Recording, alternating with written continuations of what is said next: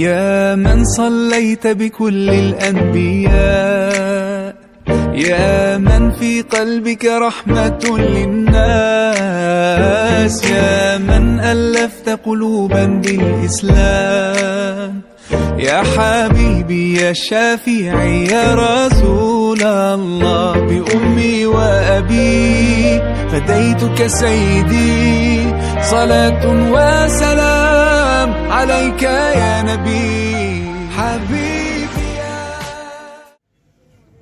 بسم الله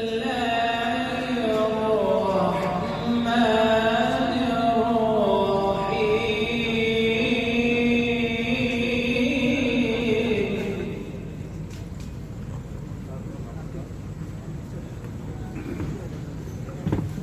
قل هو ربي لا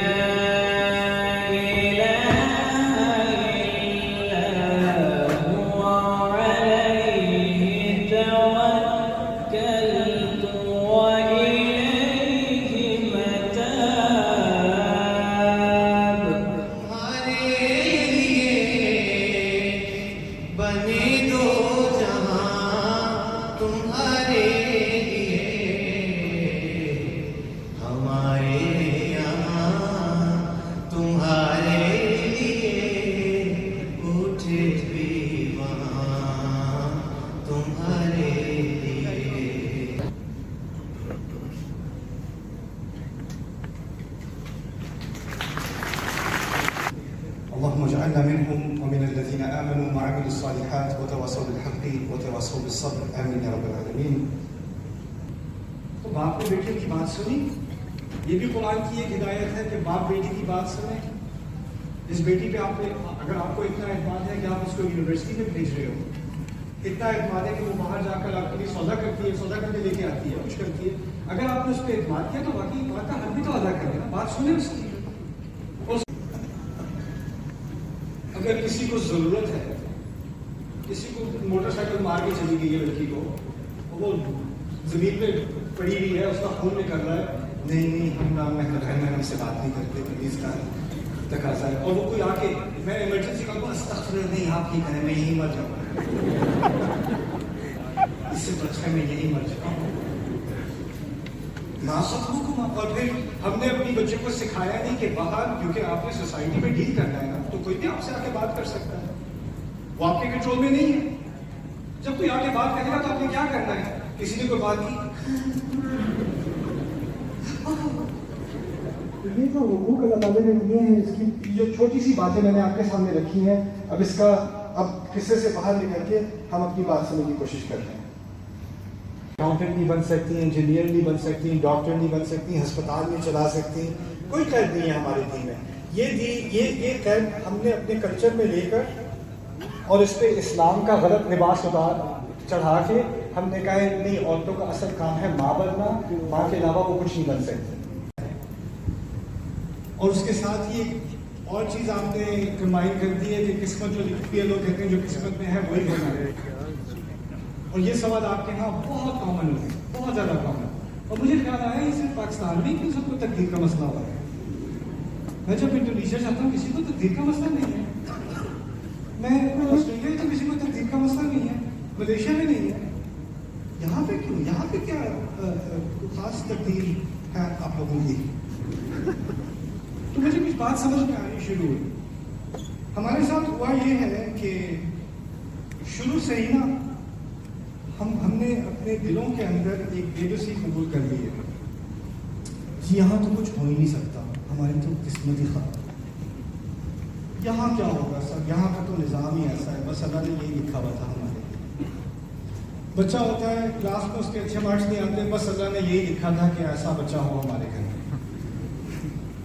قسمت کو کوسنا ہر موڑ پر، ہم تو کچھ کر نہیں سکتے، یہ تو قسمت تھی، ہم تو کچھ کر نہیں سکتے، یہ قسمت تھی. پھر کہیں شادی ہو جاتی ہے اور شادی سے پہلے پتہ چل جاتا ہے کہ لڑکا جو ہے وہ اس کا ڈرنکنگ پرابلم ہے یا کچھ اور. نہیں تو سب لڑکے کرتے ہیں آج کل، ٹھیک ہو جائے گا کوئی بات نہیں، کر دو. اب وہ کرا دی شادی زبردستی بچے کی، اس کو مار پڑ رہی ہے گھر پہ. بیٹا یہ تو قسمت کی بات ہوتی ہے نا، قسمت قسمت قسمت، ساری شیطانیت ہو گئی ہے. اور سارا بلیم اللہ تعالیٰ پہ ڈالا جا رہا ہے، اللہ تعالیٰ نے ایک قسمت لکھی ہے. اصل میں یہ چیز، اور پھر دعا کو کیا کیا ہے کہ جو حقیقت ہے اس کا سامنا نہیں کرنا، جو سامنے سے زیادتی ہو رہی ہے اس کے آگے آواز نہیں اٹھانی، بس دعا کرنی ہے کہ اللہ تعالیٰ یہ کہیں اور کسی اور طریقے سے مشکل حل کر دے، میرا سامنا کرائے لگا ہے.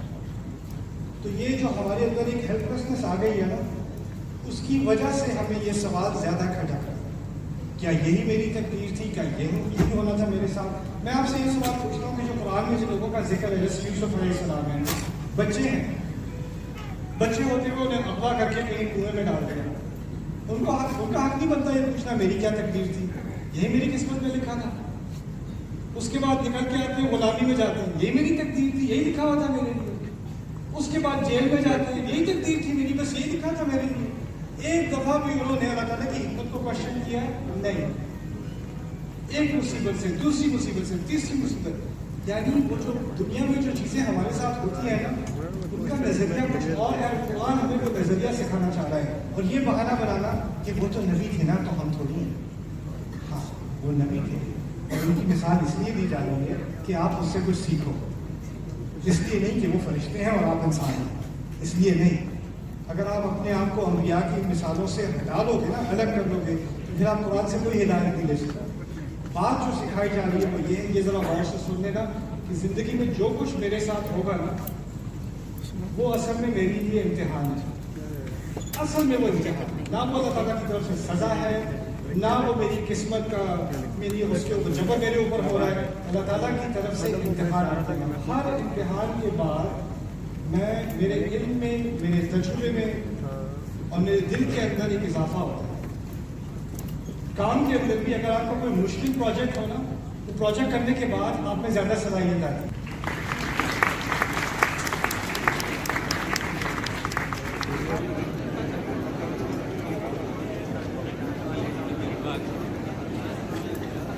میری ایک ہی گائیڈنس ہے، آپ فاتحہ ختم کرو اور بقرہ کو تجربوں کے ساتھ غور سے کسی تفسیر کے حوالے سے ٹائم لے کے، سال لے کے، 1.5 سال لے کے بقرہ پڑھنا پڑتا ہے. پورے قرآن کی بات